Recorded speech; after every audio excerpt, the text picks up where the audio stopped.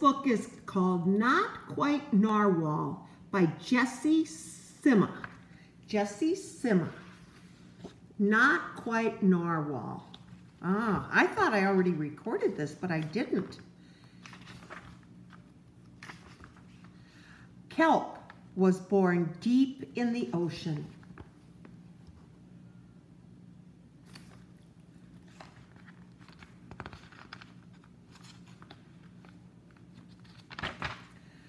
He knew early on that he was different from the other narwhals. His tusk wasn't as long as everyone else's. He had different tastes in food, and he wasn't a very good swimmer. There he is. And look here.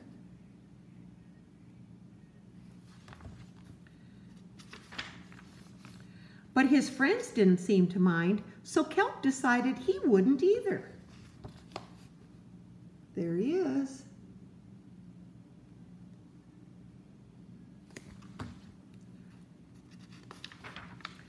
That is, until he was swept away by a strong current. I wish I were a better swimmer. Oh, there he goes. The water's pushing him away.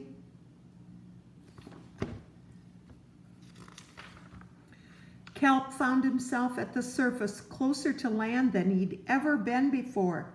But high up on a cliff, he spotted a mysterious, sparkling creature. It looked so familiar, it looked like Kelp. There he is, and look what he sees up on the hill. Oh. Kelp swam toward land as fast as he could, which wasn't very fast, hoping that he could catch up with the creature that looked just like him.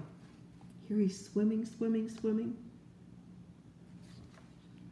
When he finally reached the shore, Kelp felt a little bit anxious. He had never left the ocean.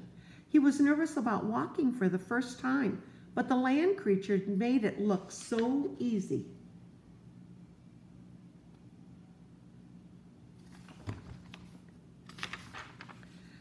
Oof! It wasn't though. Ow! Eventually, he got accustomed to it. He walked like a turtle.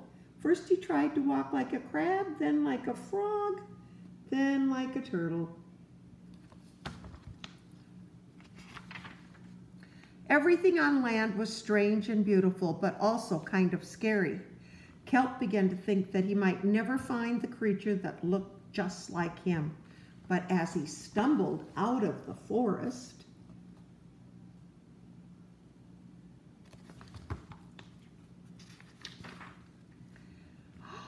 land narwhals.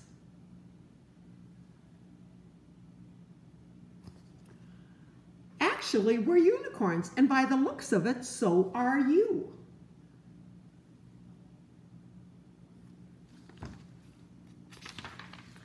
Kelp had never heard of unicorns before. They taught him all sorts of new things about his tusk. We call them horns. Wow! They introduced him to unicorn delicacies, unicorns. I didn't know they could have rainbows coming out of their tusk. And see that unicorn? And they showed him how to gallop. There was no doubt that Kelp was, in fact, a unicorn. He was having so much fun he didn't want to leave.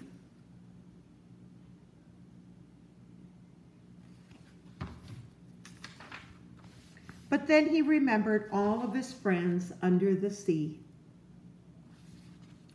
Kelp missed them terribly, so he said goodbye to the unicorns and returned to the ocean. "Come back soon, come back soon," they all said.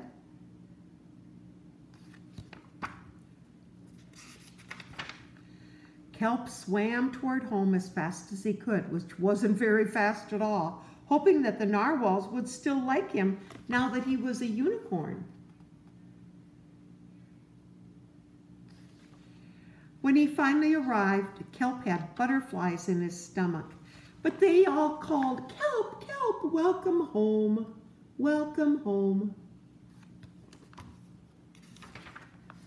Kelp took a deep breath and told his friends the news. "It turns out I'm not a narwhal." "Of course you aren't. I'm a unicorn. We all knew that. They took it quite well.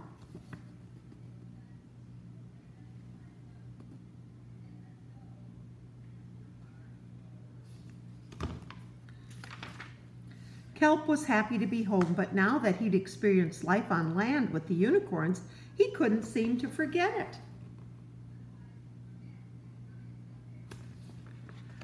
Did he want to be a land narwhal with the unicorns or a sea unicorn with the narwhals? Kelp couldn't decide, but then he realized that maybe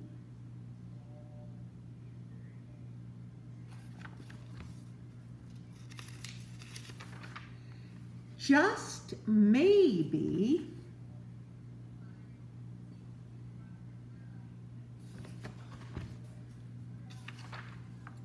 he didn't have to choose. Oh, look at this.